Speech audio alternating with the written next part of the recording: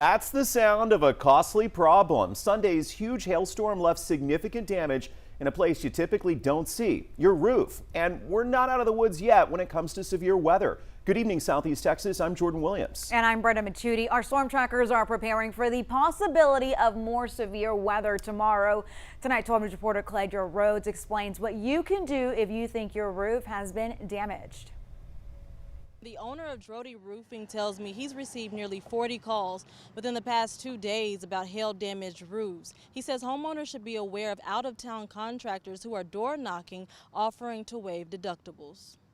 Seth Drody, owner of Drody Roofing, is warning homeowners to beware of out-of-town contractors.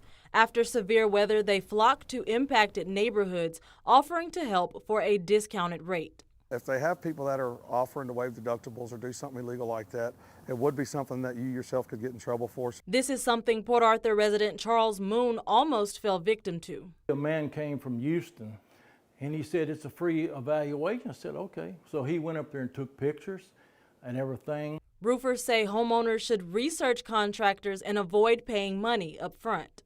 Don't sign anything with anybody until you know that that's the person that you want to use.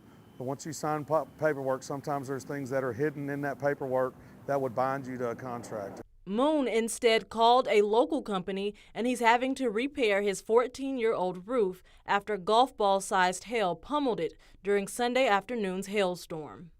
This time is a little bit different. The hail was, I don't know, that big, maybe 50-cent size coming down.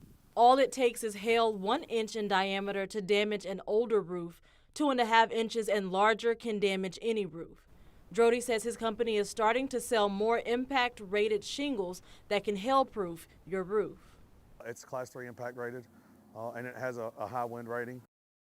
Another good tip is to document everything. Take pictures of hailstones, and you can use that on your claim whenever you call the insurance company. In Port Arthur, Cledra Rhodes, 12 News.